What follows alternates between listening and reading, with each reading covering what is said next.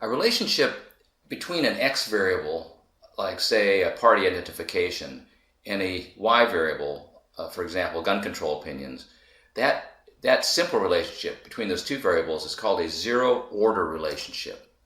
A zero-order relationship is an overall relationship between an independent and dependent variable. A zero-order relationship does not control for rival causes of the dependent variable. A zero-order relationship always invites the how else question. How else, besides partisanship, for example, are Democrats and Republicans not the same? Could it be those differences, those compositional differences that are explaining the dependent variable? Here's an example of a zero-order relationship. This is the empirical relationship using the American National Election Study of 2012 between partisanship, which is arranged according to protocol here. It's an independent variable along the columns, and gun control opinions. Along this row are those who think it should be more difficult, and among this row are those who believe it should be easier or remain the same in terms of how easily obtained a gun should be.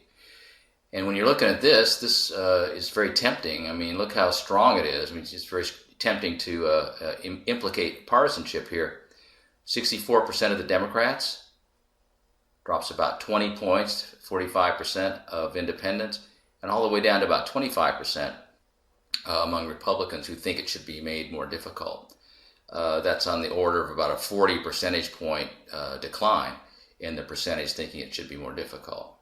However, as we've seen, perhaps Democrats and Republicans have compositional differences that might explain, at least partly explain, differences in gun control opinions, and gender is one of those.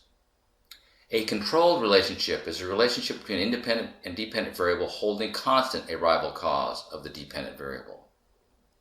A controlled relationship is analyzed by setting up a control comparison table. For example, this shows a relationship between partisanship and gun control opinions controlling for gender. Let's look at this table for a minute. And to simplify the presentation here, I've taken out the independent category of partisanship so we can see the relationships very clearly. Notice that the control variable is at the top here, gender. And before any analysis is done, we separate the entire sample on the basis of the control variable. So all the females in the sample are over here, and all the males in the sample are over here.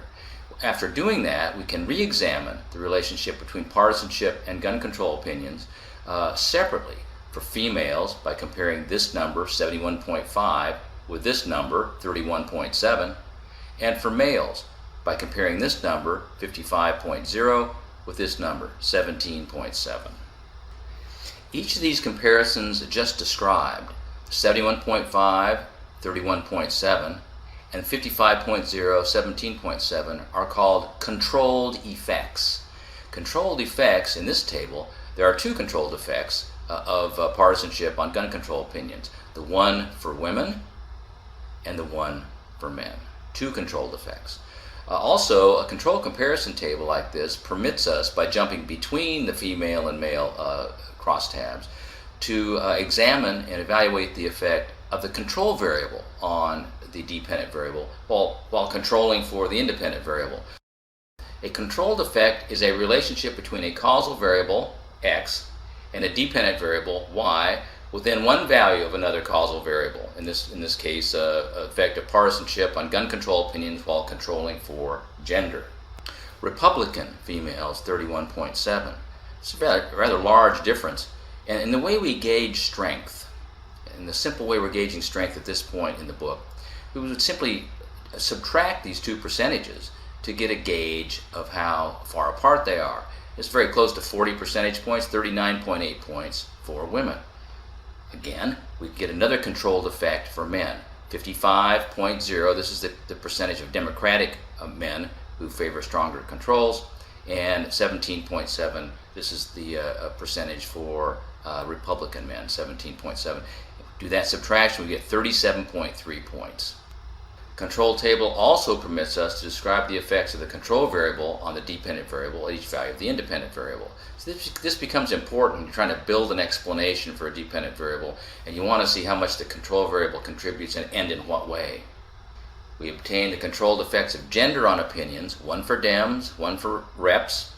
For Democrats, we see the gender gap here is 71.5 for Democratic females and 55.0 for Democratic males. So we get a gender gap for Democrats of 16.5 points. A somewhat smaller gender gap, but in the same ballpark, I guess, for Republicans, 31.7 for men, 31.7 for women, 17.7 for men, yields a gender gap for Republicans of 14.0 points. So we've been talking about 4 controlled effects, 2 controlled effects for partisanship and 2 controlled effects for gender. Notice the controlled effects are real numbers. I mean, they're not estimates. You do the math and come up with this percentage point difference. What we're after when we do controlled comparison analysis is something called partial effects. Let's talk about partial effects. A partial relationship or partial effect summarizes a relationship between 2 variables after taking into account rival variables. A partial effect is a summary. It provides a one-number summary of the controlled effects. Let's pursue that point. For the partisanship gun control opinions relationship, there were 2 controlled effects, as we saw, 39.8 for women and 37.3 for men. Now here's a question. Can these 2 numbers be fairly summarized by one number? I would suggest that they can. They're very close in magnitude, 39.8, 37.3. It seems fair and reasonable to say that, controlling for gender, the partial effect of partisanship on gun control opinions is about 38 points. Now again, let me reemphasize at the risk of redundancy, this number 38 is a fair summary. It's an estimate. It's not one of the numbers that we calculated for the difference, but it seems that we could characterize the relationship for both men and women at about 38 points. All right, let's do that again for the gender gap percentages. For the gender gun opinions relationship, there are 2 controlled effects. 16.5 points for Democrats, that was the size of the gender gap for Democrats, and 14.0 for Republicans, the gender gap for Republicans. Now let's ask the rhetorical. Can these 2 numbers be fairly summarized by one number partial effect? Would we be distorting the data or not accurately characterizing the data if we were to say the controlling for partisanship, the partial effect of gender on gun control opinions is about 15 points. It seems like a fair summary, 16.5, 14.0. This helps us to estimate the effect of gender and to simplify and condense the relationship into a one-number summary.